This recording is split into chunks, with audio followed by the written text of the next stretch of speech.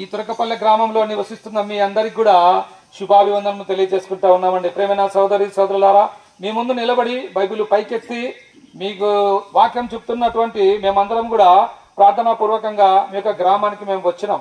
మీరందరూ ఈ కొద్ది మాటలు, ఈ దేవుని మాటలు వినాల్సిందిగా ప్రేమతో మిమ్మల్ని ఆహ్వానిస్తా ఉన్నాం. దేవుని వాక్యం పరిశుద్ధ గ్రంథమైన బైబిల్లో ఒక మాట రాయబడింది. ఏంటి ఆ మాట అంటే, ఆయన మీ విషయమై చింతించుచున్నాడు అనే మాట రాయబడింది. అవునండి, దేవుడు మన విషయమై చింత కలిగి ఉన్నాడు. ఎందుకో తెలుసా?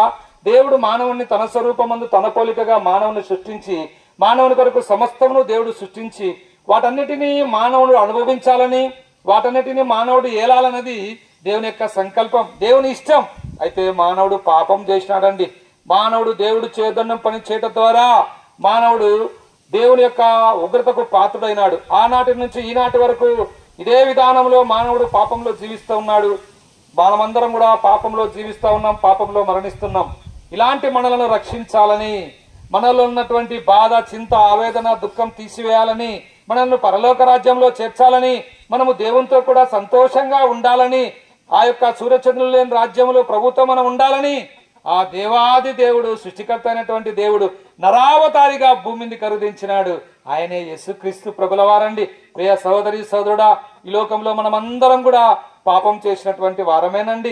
దేవుని వాక్యం చెప్తా ఉంది, ఏ భేదం లేదు, అందరు కూడా పాపం చేసి దేవుడు అనుగ్రహించి మహిమను పొందలేకపోతున్నారు అని దేవుని వాక్యం సెలవిస్తా ఉంది. కనుక ఈ ఊరి వాడని ఆ ఊరి వాడని భేదం లేదు, ప్రతి ఒక్కరం పాపంలో జన్మించినాం. కనుక ఈ పాపాన్ని బట్టి నెమ్మది లేక, శాంతి లేక, సమాధానం లేక, సంతోషం లేక మానవుడు జీవిస్తా ఉన్నాడు. ఈరోజు మనం గమనిస్తే మానవుడు ఎంత సంపాదించినా మానవ జీవితంలో తృప్తి లేదు. దానికి కారణం మానవుల్లో ఉన్నటువంటి పాపం అండి.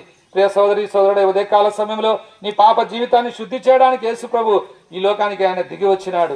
ఈ లోకంలో పవిత్రంగా జీవించినాడు. యేసు ప్రభు లాంటి పరిశుద్ధంగా పవిత్రంగా జీవించిన వాళ్ళు ఈ లోకంలో యేసు ప్రభు ఒక్కడేనండి. ఎందుకంటే యేసు ప్రభు ఒక్కడే సవాల్ చేసినాడు, నాలో పాపం ఉన్నదని మీలో ఎవరైనా నిరూపించగలరా అని. కనుక ఈ పాపరహితుడు, పాపలలో చెరక ప్రత్యేకింపబడినటువంటి వాడు, పరిశుద్ధుడైనటువంటి దేవుడు ఈ లోకంలో ఎన్నో గొప్ప అద్భుతాలు చేశాడు.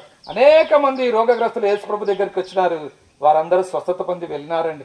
అనేకమైనటువంటి దయాలు పట్టిన వాళ్ళని యేసు ప్రభు దగ్గరికి తీసుకొని వచ్చినారు. యేసు ప్రభు ప్రార్థన చేయగానే వారి దయాలన్నీ వెళ్ళగొట్టబడినాయి. అంతేకాదు, యేసు ప్రభు ఒక పెళ్లిలో నీటిని ద్రాక్షారసంగా మార్చినాడు. యేసు ప్రభు నీళ్ల మీద నడిచినాడు కదా. మనందరి పాపముల కొరకు యేసు ప్రభు సిలువను ఎక్కినాడు. ఎన్ని పాపాలు చేసినామండి, చేతులతో, ఈ కాళ్ళతో ఎన్ని పాపాలు చేసినామండి, ఈ తలతో ఎన్ని పాపాలు చేసినామండి. మానవుని హృదయం అంతా పాప భూయిష్టమైనది. మానవుని తలంపులన్నీ పాప భూయిష్టమైనటువంటి. మన నాలుక కింద పాపం ఉంది, మన తలంపుల్లో పాపం ఉంది, మన హృదయంలో పాపం ఉంది, మన చేతిలో పాపం ఉంది, మన కాళ్ళలో పాపం ఉంది. మానవ శరీరం అంతా కూడా పాపంతో నిండి ఉంది.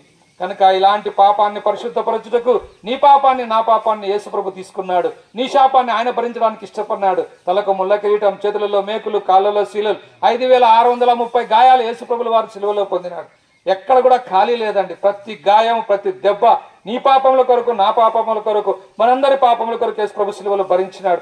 మనందరి పాపముల కొరకు యేసు ప్రభు సిలువలో మరణించినాడు, సమాధి చేయబడినాడు, 3వ దినాన తిరిగి లేచినాడు, ఆ పరలోకానికి ఆరోహణుడైనాడు. ఈ ఉదయకాల సమయంలో యేసుక్రీస్తు ప్రభుల వారు తురకపల్లె గ్రామాన్ని ప్రేమించినాడు.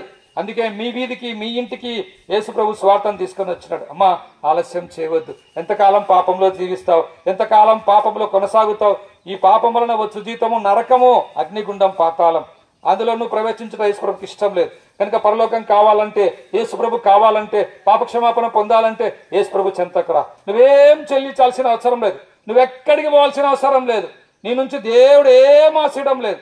ఇష్టపూర్వకంగా, యేసయ్య నేను పాపిని, నన్ను క్షమించు, నీ రక్తంతో నా పాపం కడుగనక చిన్న ప్రార్థన చేసుకుంటే చాలు. యేసు రక్తం ప్రతి పాపం నుంచి నిన్ను కడుగుతుంది, పవిత్రపరుస్తుంది, పరిశుద్ధపరుస్తుంది, పవిత్రపరుస్తుంది, నేను పరలోక రాజ్యం చేస్తుంది. మీ ముందు నిలబడిన మేమందరం కూడా ఘోరమైన పాపం చేసినటువంటి వారం. కానీ నిలబడిన రకరకాల వ్యక్తులు మేము నిలబడి ఉన్నాం మీ ముందు. మేమందరము చేయని పాపమే లేదు. అయితే యేసు ప్రభు మా పాపం క్షమించినాడయా, మా పాపాన్ని పరిహరించినాడు యేసు ప్రభు. మాకు సంతోషం, ఆనందం ఇచ్చినాడు. మా ప్రాంత నివాసులని మీరందరికీ సంతోషం పొందాలని ఈ ఉదయకాల సమయంలో మేమెంతో ప్రయాసపడి మీ గ్రామానికి వచ్చినాం. ఈ మాటలు వింటున్న సోదరి సోదరుడా, ఆలస్యం చేయవద్దు. దేవుని వాక్యం చెప్తా ఉంది, రేపేమి సంభవించినో మీకు తెలియదు. ఇందులో కనబడి ఎంతలో మాయమైపోయి ఆవిరి వంటిదండి మానవ జీవితం. కనుక ఎప్పుడు, ఎక్కడ, ఎలా కన్ను మూస్తామో ఎవరం చెప్పలేం. కనుక నీలో జీవం ఉండగానే మాటలు వింటున్నావు. నీవు యేసు ప్రభుని నీ సొంత రక్షకునిగా నువ్వు అంగీకరించి పాపం నుంచి విడుదల పొందాలని ప్రేమతో మేము మిమ్మల్ని బ్రతిమాలుకుంటా ఉన్నాం. ప్రభునేశ్వరుని విశ్వాసం ఉంచండి, అప్పుడు మీరు మీ ఇంటి వారిని గొప్ప ఆత్మరక్షణ, పాపక్షమాపణ, పరలోక రాజ్యం పొందగలరు.